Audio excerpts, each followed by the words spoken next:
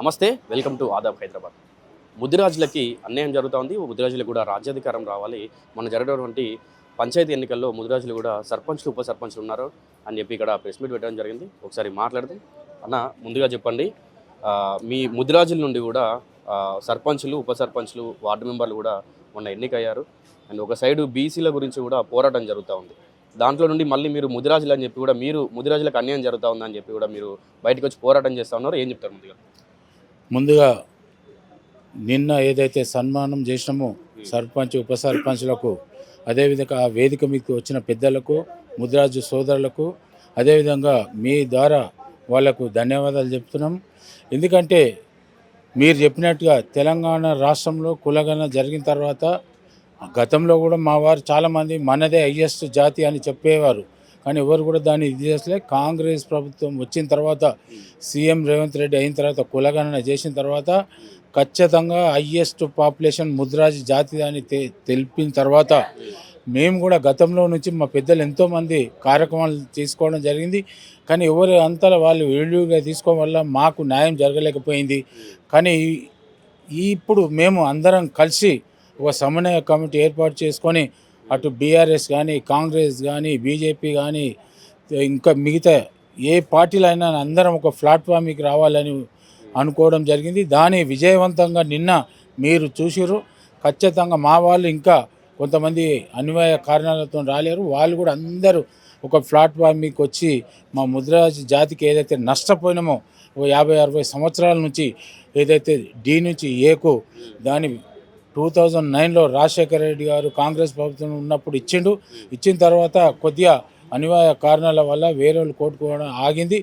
దాని మొన్న మన సీఎం రేవంత్ రెడ్డి గారు పీసీసీ ఉన్నప్పుడు దాని మేనిఫెస్టో పెట్టడం జరిగింది. కామారెడ్డిలో డిక్లరేషన్ ఇవ్వడం జరిగింది. దాని ప్రకారంగా మేము మా ప్రభుత్వాన్ని, మా సీఎం గారిని కలిసి మేము అన్ని కుల సంఘాల నాయకులను అందరూ తీసుకుపోయి అన్ని పార్టీలకు అతీతంగా తీసుకుపోయి సీఎం గారిని రిక్వెస్ట్ చేస్తాం. మాకు మీరైతే ఏదైతే హామీ ఇచ్చిరో, మాట ఇచ్చిరో దాన్ని నెరవేరాలని కోరుకుంటున్నాం, నెరవేర్చాలని ఆశిస్తున్నాం. నెరవేర్చాలని నమ్మకం మాకున్నది. ఎందుకంటే గతంలోనే ఏదైనా చేయాలంటే, సాధ్యం కావాలంటే కాంగ్రెస్ పార్టీతోనే. అది గతంలో రాజశేఖర రెడ్డి గారు ఇచ్చారు, మళ్ళా రేవంత్ అన్న గారు ఇస్తారని మాకు ఆశ ఉంది. కానీ ఖచ్చితంగా ఇచ్చి తీరుతారని తెలియపరుస్తున్నాం. బీఆర్ఎస్ ప్రభుత్వం 10 ఏళ్ళు ఉన్నప్పుడు ముదిరాజులకు చేపల పెంపకం కోసం అని చెప్పి చేపలను పంపిణీ చేశారని అన్నారు. దాంట్లో అవకతవకలు జరిగినాయి, అవినీతులు జరిగినాయి. ముదిరాజుల వరకు కరెక్ట్గా ఆ పథకం యొక్క ఏదైతే ఉందో సదుపాయాలు ముదిరాజులకు సరిగ్గా అందలేదని చెప్పి అన్నారు. ఏం చెప్తారు? ఎంతవరకు నిజం ఉంది దాన్ని మేము వాస్తవంగా మీరు చెప్పినట్టుగా గతంలో మేము అపోజిషన్గా ఉన్నప్పుడు కూడా ఏదైతే చేపలు వదులుతున్నామని చెప్పేవారు. కానీ వాస్తవంగా బీజేపీ కానీ, కాంగ్రెస్ వాళ్ళు కానీ పోతే వాళ్ళు ఆ రోజు రాకపోయేది. ఎందుకంటే నాణ్యత లేని చేపలు ఇచ్చి దాంట్లో ఏ విధంగా బిహేవ్ చేసిరో, అవినీతి కార్యక్రమం చేసిరో మీ అందరు తెలుసు. దానికి పోదలుచుకోలే. ముందుగా మా ముదిరాజు జాతి, మా మత్స్యకారులు కానీ, మా ముదిరాజులు కానీ దాని మీద మా కాన్సన్ట్రేషన్ ఉన్నది. ఇప్పుడు ఈ ఒక ప్రణాళికబద్ధం మీకు ఒక 15 రోజులలో ఒక క్రమశిక్షణ ఒక కమిటీ వేసుకుంటాం, సమన్వయ కమిటీ వేసుకుంటాం. మా పెద్దలను గౌరవించుకుంటూ మేము మాకున్న ప్రాబ్లం అన్నీ సాల్వ్ చేసుకున్న విధంగా ప్రయత్నం చేస్తామని తెలియపరుస్తుంది. ముదిరాజులని బీసీ ఏలుగా వీళ్ళు ప్రకటించాలని చెప్పి మీరు పోరాటం చేస్తూ ఉన్నారు. ఎంతవరకు వెళ్తారు? ఇట్లా ఏం చేస్తారంటే ఏం చెప్తారు? ఇది పోరాటం ఏం జరగదని ఆశిస్తున్నాను. ఎందుకంటే సీఎం పీసీసీ అధ్యక్షులు ఉన్నప్పుడే మా రేవంత్ అన్న గారు హామీ ఇవ్వడం జరిగింది కామారెడ్డి డిక్లరేషన్లో.